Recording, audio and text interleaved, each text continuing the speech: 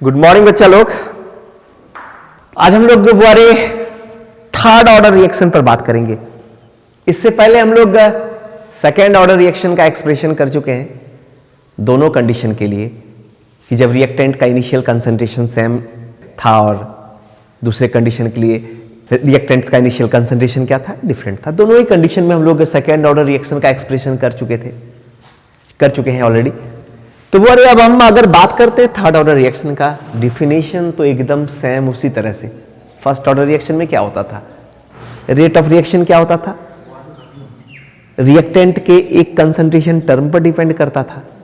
Second order में क्या हुआ, रिएक्शन रेट यानी रेट ऑफ रिएक्शन या वेलोसिटी ऑफ रिएक्शन रिएक्टेंट्स के दो कंसंट्रेशन टर्म पे डिपेंड करता है। और अगर हम तृतीय कोटि की अभिक्रिया की बात करें, थर्ड ऑर्डर रिएक्शन की बात करें, तो अभिक्रिया का दर बुआरे यहां पर कितने कंसंट्रेशन टर्म पर डिपेंड करेगा, रिएक्टेंट्स के 3 कंसंट्रेशन टर्म पर डिपेंड करेगा। तो हम कैसे लिखेंगे, लिख सकते हैं कि the reaction in which rate depends upon 3 concentration terms of reactants are called third order reaction. यानी सिंपली तुम कह सकते हो कि वैसी अभिक्रिया जिसका वेग या दर क्या होगा, अभिकारकों के 3 सांद्रता पदों पर निर्भर करती है। क्लियर ना, वैसी अभिक्रिया जिसका वेग या दर क्या होगा, अभिकारकों के 3 सांद्रता पदों पर निर्भर करती है, क्या कहलाती है। तो चलो बुआरे इसके एक्सप्रेशन को करते हैं, बहुत ही सिंपल है। तो फिर उसी तरह से ठीक है, ये हमारा रिएक्टेंट्स है ए और इससे हमारा प्रोडक्ट। तुम बुआरे इसको सिंपली ऐसे लिखो ना, 3A और ये क्या है बुआरे, प्रोडक्ट बन रहा है P। ठीक है, अगर हम प्रत्येक रिएक्टेंट का यहां पर अगर A मोल पर लीटर ले लें, इसका इनिशियल कंसंट्रेशन प्रारंभिक सांद्रण, ठीक है, यहां पर हम क्या ले लेते हैं, इनिशियल कंसंट्रेशन A मोल पर लीटर, कोई दिक्कत। तो शुरू में प्रोडक्ट हमारा क्या है बोलो, 0 मोल। ठीक है, रिएक्शन ही स्टार्ट नहीं हुआ है, एज यूजुअल जैसा हम करते आए हैं 0 ऑर्डर में, फर्स्ट ऑर्डर में, सेकेंड ऑर्डर में, यहां पर थर्ड ऑर्डर में भी टाइम जब 0 है तो प्रोडक्ट नहीं बना है।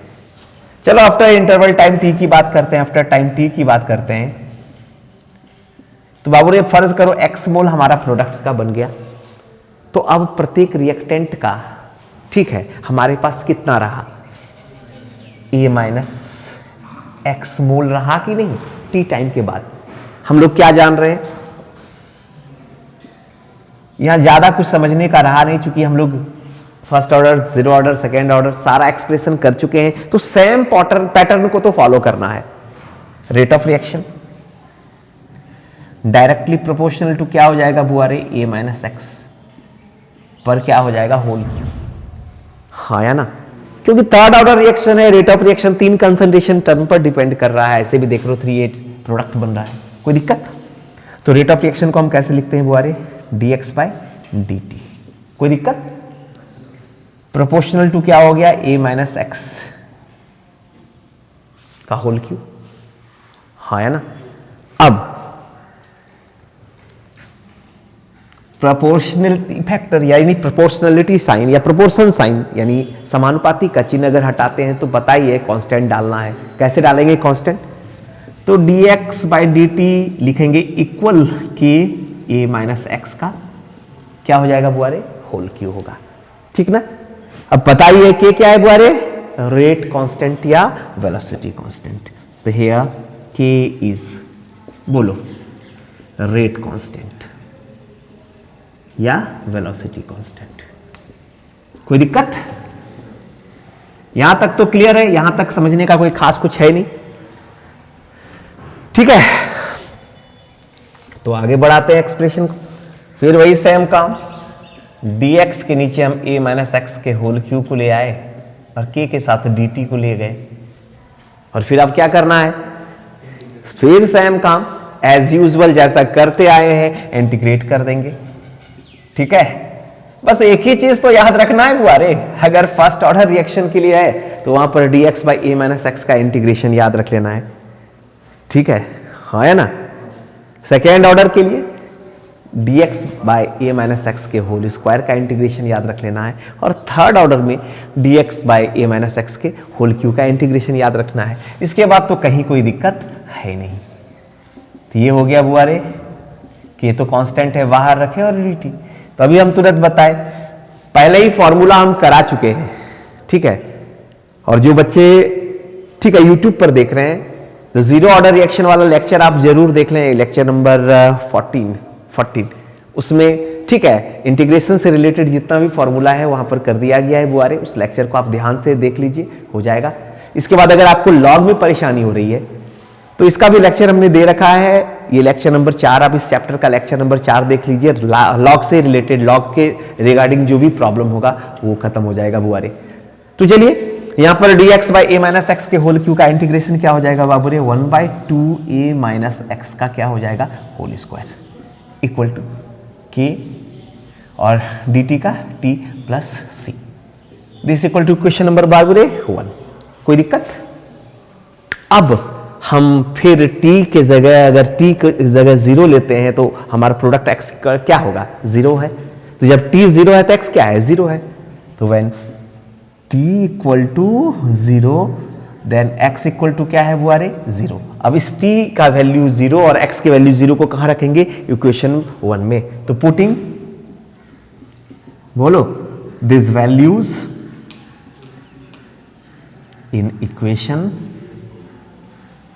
1 क्या हो जाएगा बोलो, 1/2a माइनस एक्स की जगह 0 का होल स्क्वायर हो गया equal to k into 0 plus c। तो फाइनली c इक्वल टू क्या आ गया, क्या आ गया, 1/2a स्क्वायर। अब इस c के वैल्यू को कहां रख देंगे, 1 में। कुछ तो करना नहीं है, ठीक है। नाउ पुटिंग द वैल्यू किसका, ऑफ c इन इक्वेशन, बोलो 1। तो क्या हो जाएगा बुआरे, c का वैल्यू को अगर हम इक्वेशन 1 में रखेंगे तो क्या होगा बोलो, 1/2a माइनस एक्स का क्या हो जाएगा whole square equal to kt plus क्या है, c है। c की जगह क्या रख देंगे, कोई दिक्कत?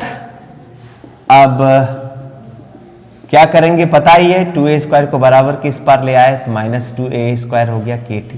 क्या कॉमन हो जाएगा बुआरे, 1/2 होगा कि नहीं। तो क्या हो जाएगा 1/a माइनस एक्स का whole square minus 1/, equal to क्या हो जाएगा k।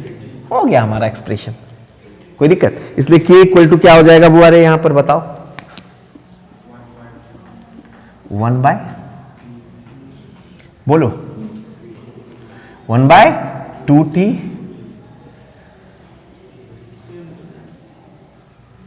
माइनस 1/, तो बाबूरे this is the required equation किसके लिए, फॉर थर्ड ऑर्डर रिएक्शन। और चाहो तो इसको और आगे सॉल्व करके ठीक है बढ़ सकते हो, लेकिन आवश्यकता क्या है, यहां तक आप लिखिए ना, कोई दिक्कत नहीं है। तो दिस इज द रिक्वायर्ड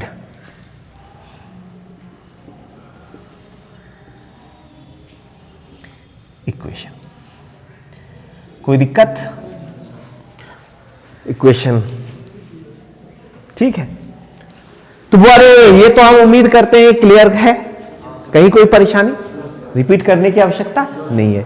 तो बुआरे ये लेक्चर थोड़ा छोटा हो गया, क्योंकि इस लेक्चर के साथ दूसरा मिक्सअप नहीं करेंगे, तो इस लेक्चर को हम यहीं पर ठीक है समाप्त करते हैं। फिर अपने अगले वीडियो में मिलेंगे हम लोग, ठीक है।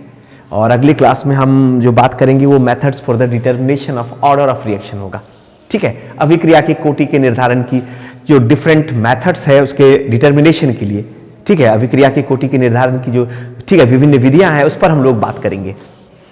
तो वो अरे यहां पर हमारा 0 order, first order, second order और थर्ड ऑर्डर हो गया। इस रिएक्शन, इस मतलब लेक्चर को आप ध्यान से देख लीजिए, फर्स्ट ऑर्डर रिएक्शन पर सारे सवाल को भी कर लीजिए, ठीक ना। तो सबसे पहले बाबू जो यूट्यूब पर देख रहे हैं इसका स्क्रीनशॉट आप ले लीजिए, ठीक है।